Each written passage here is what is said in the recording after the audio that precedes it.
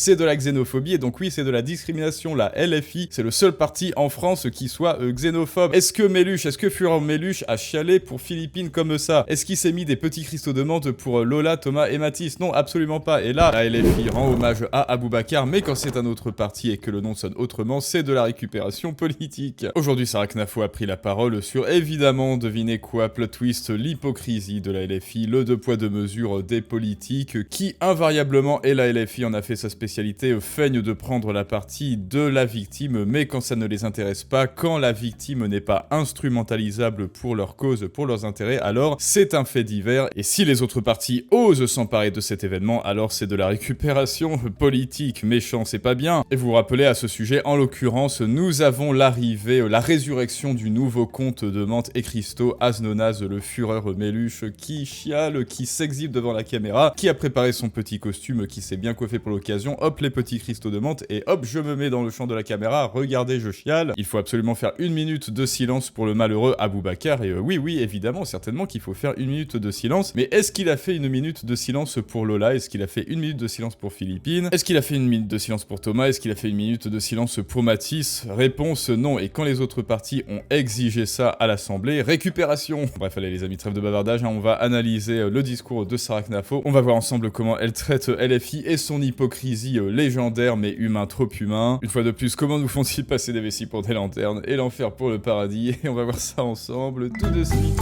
Et il est vrai que ça fait très longtemps que nous n'avons pas entendu Sarah Knafo, et certainement qu'on va aussi faire une vidéo sur les suites de, vous savez, de son enquête sur les gabegies de l'État, de l'AfD, puisque l'État finalement a décidé d'écouter Sarah, mais bon voilà, on aura le temps d'en reparler. Alors maintenant, que pense Sarah Knafo de cette affaire, de l'affaire du meurtre d'Aboubacar par le bosniaque Olivier, Olivier le seul, l'unique bosniaque. Par du ministre de l'Intérieur, malgré des discours que je salue de la part du ministre de l'Intérieur, les chiffres de l'immigration ne varient pas. Et c'est ça la véritable cause, la première cause. Alors ensuite, vous avez une classe politique qui s'en empare pour le pire, qui fait de la récupération politique, mais la véritable cause, c'est ces fameuses 500 000 entrées par an, l'équivalent de la ville de Paris qui entre à chaque quinquennat dans notre pays. C'est ça la grande cause, la véritable cause. Ce que je trouve très choquant, c'est qu'on est désormais un parti qui accepte, qui admet qu'il ne prend désormais fait et cause que pour ce qu'ils appellent la Nouvelle France, selon l'expression de Jean-Luc Mélenchon. Et quand je vois à l'Assemblée nationale tous les partis qui acceptent de faire cette minute de silence pour ce mort dans une mosquée, moi je me dis, tout à fait, tout mort mérite un recueillement, tout mort mérite qu'on pense à lui, à une commémoration, etc. Et toute victime. Toute victime. Mais il y a 1000 homicides par an. Pourquoi est-ce qu'à l'Assemblée nationale, on choisit toujours ces victimes ? Il y aurait donc à peu près 1000 victimes annuellement par vous savez qui. Enfin, moi, je crois que c'est beaucoup plus, évidemment. Je pense qu'on ne sert qu'une seule partie dans les médias. Et donc, il est vrai que les victimes commencent à s'accumuler. Thomas, Philippines, Lola, Mathis, le gendarme de Mougins, mais ne serait-ce que pour reprendre les plus récents. Et que fait Mélenchon ?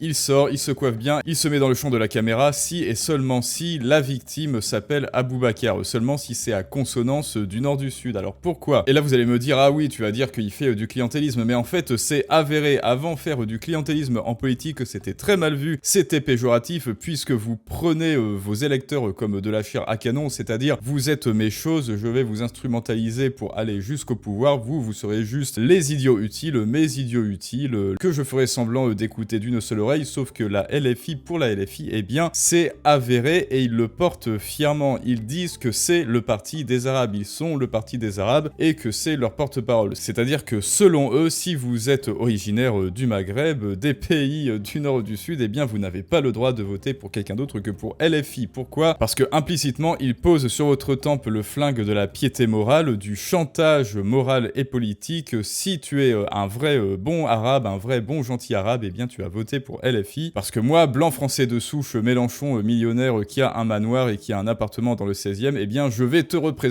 bien sûr. Et quand on voit qu'il y a eu une minute de silence pour Naël, qu'il y a eu une minute de silence aujourd'hui pour ce monsieur qui s'appelait Aboubacar, mais qu'on se souvient que pour Lola, on nous accusait de tous les maux quand on demandait seulement le recueillement. Est-ce que vous vous souvenez qu'il y avait eu une tentative de manifestation devant l'Assemblée nationale et tout le monde avait hurlé en disant que c'était une récupération atroce, en disant qu'il fallait respecter le deuil de la famille, et quand on entend quelques mois plus tard la mère de Lola qui dit que ça l'a aidé à survivre de voir toutes ces manifestations de soutien, on s'aperçoit à quel point La classe politique en réalité est égoïste, ne pense aux victimes que quand ça sert son propre discours, et c'est malheureux de voir que pour certaines familles, je pense à la famille d'Elias, je pense à la famille de Jérémy Cohen, ils ont jamais eu la chance d'avoir les honneurs des politiciens. Jérémy. Et quand ils voient aujourd'hui toute l'Assemblée nationale se lever, je peux comprendre qu'ils se disent alors nos enfants ne valent pas ça. C'est ça qui me choque. Sarah. Mais alors Sarah, alors c'est très bien, là tu me retires les mots de la bouche, sauf que là on est tous nous à s'agiter, c'est dégueulasse ce que fait la LFI, il s'empare de la chose juste parce qu'il s'appelle Aboubacar, il s'empare de la chose juste parce que la victime est musulmane, c'est-à-dire que ce musulman, parce que c'est un musulman, ils sont en train indirectement de bafouer cette victime, ils sont en train de l'utiliser, d'en faire leur faire valoir. C'est un musulman, donc je vais utiliser son cadavre, je vais utiliser sa dépouille directement en fait pour faire valoir mon projet, pour faire valoir mon parti politique et dire regardez, je suis de son côté. Mais qu'est-ce que c'est dégueulasse. Et pourtant ils l'avouent, ça n'est même pas à leur corps défendant qu'ils font ça, ils l'avouent et ils le portent fièrement, ce projet. Ils disent oui on fait ça, nous sommes le parti des Arabes et donc pour nous la vie d'un Arabe compte plus que la vie d'un Français blanc qui lui n'est absolument pas instrumentalisable. Et donc oui, c'est du racisme anti-blanc et donc oui, c'est de la xénophobie et donc oui, c'est de la discrimination. La LFI, c'est le seul parti en France qui soit xénophobe. Est-ce que Fureur Méluche a chialé pour Philippine comme ça? Est-ce qu'il s'est mis des petits cristaux de menthe pour Lola, Thomas et Mathis? Non, absolument pas. Et là, juste parce que la femme est arabe, évidemment, on l'embrasse tous et toutes, eh bien, il lui fait un câlin. Est-ce qu'il a fait un câlin à la mère de Thomas? Est-ce qu'il a fait un câlin à la mère de Philippine et de Lola? Aux mères de Philippine et de Lola? Non, absolument pas. Pourquoi? Parce qu'il n'est que du côté des gens du nord, du sud. Pourquoi? Parce que nous, on ne l'intéresse pas. Enfin si, sur nous les Français, il veut exercer une autre pression, bien évidemment. Sur les Arabes, ils disent je vais vous représenter. Pourquoi? Parce que pour moi, vous êtes faibles, vous êtes des petites victimes, vous êtes inférieurs. Donc là déjà, xénophobie, donc je vais vous défendre et je vais vous représenter. Et vous les petits blancs, je ne vous oublie pas, je vais coller sur vous le couteau, plutôt le flingue sur la tempe, le couteau de la bien-pensance, le couteau du chantage moral et du terrorisme intellectuel pour que vous votiez aussi pour moi. Et si vous ne votez pas pour mon parti, alors vous êtes arabophobe, vous êtes islamophobe. Et pour ceux qui ne sont pas encore convaincus, Jean-Luc Mélenchon l'a dit lui-même, je vais vous mobiliser, vous êtes ma chère à canon. D'ailleurs, je pense qu'elle le dit elle-même, on va voir. Quand on voit ce qui s'est passé en 2024, c'est-à-dire dans les territoires où vous avez le plus d'ascendance extra-européenne des élus de la France insoumise élus au premier tour, je pense qu'au contraire, ils ont plutôt renforcé leurs assises dans ces endroits-là qu'elle n'est abaissée. Quand on entend Jean-Luc Mélenchon, le calcul cynique est très clair. Quand on lui dit comment vous allez faire pour gagner, il dit j'ai une stratégie, mobiliser les quartiers populaires. C'est très clair. Mais ça suffit pas pour gagner. Comme de la chair à canon électorale. Ça ne suffit pas pour gagner une élection présidentielle. De la chair à canon électorale. Comment je vais faire pour passer au pouvoir? Je vais vous mobiliser. Voilà, vous serez mes petits objets serviles. Et cela n'est que comme ça qu'il réfléchit. Dites-vous bien que Méluche ne se méfie jamais de lui-même. Jamais un seul instant il se dit est-ce que je suis pas un petit peu un connard? Jamais à aucun moment il ne se dit est-ce que je ne pourrais pas faire autrement? Non, il est victime du syndrome du personnage principal. Et c'est bien pour ça qu'on l'appelle Fureur Méluche. Il est complètement aveuglé par ses convictions à lui et tout ce qu'il veut c'est sauver son peuple, enfin peuple entre guillemets. Je reviens sur l'image aux côtés de la famille. Moi je me souviens que quand nous avons voulu soutenir chez Reconquête la famille de Lola après l'horrible meurtre, rappelons une fille de 12 ans découpée en morceaux par une femme d'origine algérienne sous OQTF chez nous, quand nous avons voulu soutenir cette famille, nous avons fait une manifestation place d'Enfer à Paris. Personne n'a voulu nous accompagner. Le Rassemblement national a dit que c'était de la récupération politique. Les LR ont dit la même chose.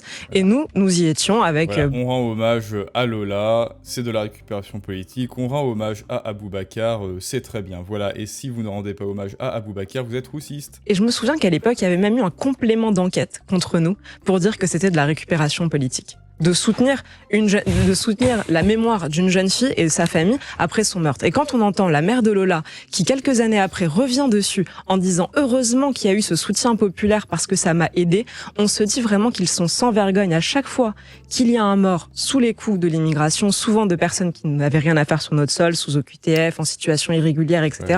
On nous accuse des mêmes mots. Et là, je ne vois pas du tout le service public au moins dire que l'extrême gauche est en train de faire de la récupération. On va marquer oui, et alors, oui, pour ceux qui ne savent pas, là, ce Olivier, même si c'est un nom français, le mec n'est pas français. C'est pour parler poliment un Jean du voyage d'origine bosniaque qui avait même pas la téloche ou les médias, donc dire qu'il avait été énervé par Europe 1 et CNews, non c'est faux. C'est juste qu'il me dit, parce que j'ai un abonné bosniaque, il me dit que oui, il y a certains bosniaques qui sont comme ça, ils sont un petit peu comme Olivier, et évidemment, il était là sur le sol français. Il a réussi à avoir ses papiers, on ne sait trop pourquoi, hein, certainement qu'il est allé chialer au guichet social, je veux mon RSA, donnez-moi la béquille s'il vous plaît, donnez-moi l'argent de Nicolas, il l'a eu, et il passait son temps dans sa caravane à jouer au jeu et à fumer des joints, et ensuite il s'est dit tiens, si je tuais des gens, et voilà. C'est-à-dire qu'il y a en ce moment même sur le sol français des gens qui ne sont pas français, parce qu'apparemment Aboubacar aussi était réfugié, ou alors il avait pas ses papiers, bref, ils s'entretuent entre eux, ils se font la guerre entre eux. Pendant ce temps-là, Nicolas 30 ans, lui, il bosse pour subventionner ces gens, pour sponsoriser ces gens, et quand il y en a un qui tue l'autre, quand le bosniaque au RSA tue le musulman en train de prier, il y a Jean-Luc qui débarque, qui se fout devant le champ de la caméra et qui commence à chialer avec ses cristaux de menthe, méchant français, donne-leur ton argent, voilà. Et Nicolas 30 ans qui évidemment ne comprend rien, pourquoi est-ce qu'on lui tape sur les doigts alors que lui il ne fait que bosser, bien sûr. Pourquoi est-ce que le Parti des Arabes, oui parce que la LFI s'est auto-octroyé ce petit sobriquet, pourquoi est-ce que le Parti des Arabes n'arrête pas de lui taper sur les doigts alors que ce sont toujours les autres qui font du grabuge? Eh bien moi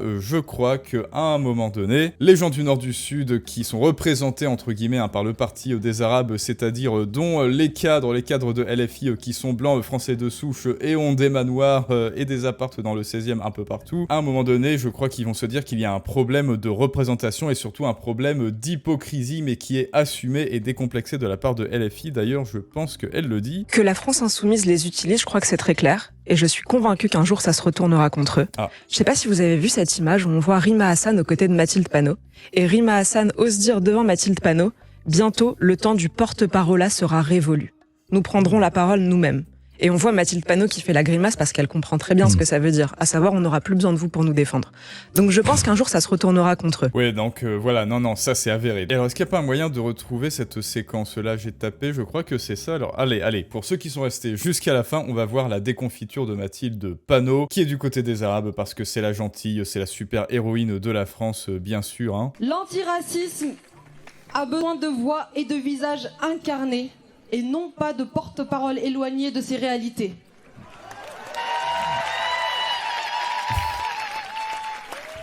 Cette époque du porte-parole est révolue. Nous la voulons derrière nous, car tout ce qui est fait sans nous est fait contre nous. C'est vrai qu'elle fait la gueule, hein. C'est vrai que Mathilde Panot fait vachement la gueule, là, comme ça. Hein.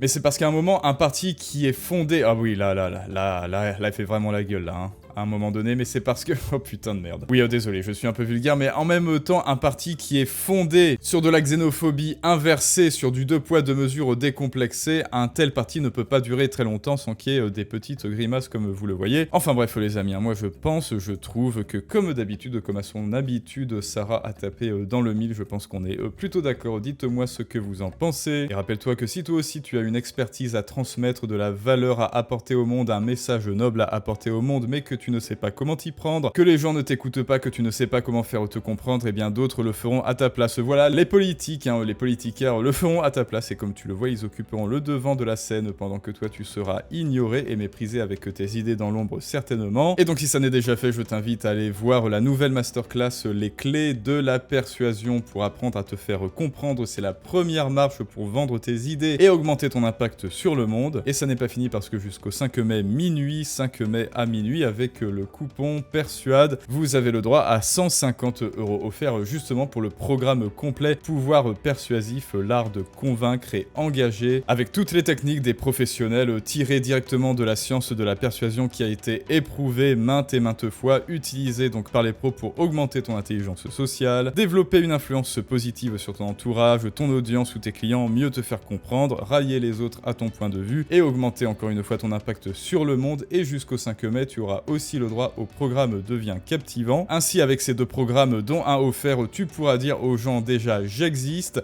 je me fais comprendre et je les engage aussi à ma cause, je les rallie à ma cause et je sais leur vendre mes idées efficacement et je pourrais enfin occuper cette place sur le devant de la scène qui me revient, que je mérite. Et comme d'habitude, à très bientôt les amis pour un prochain storytelling du monde moderne, mais ça, c'est une autre histoire.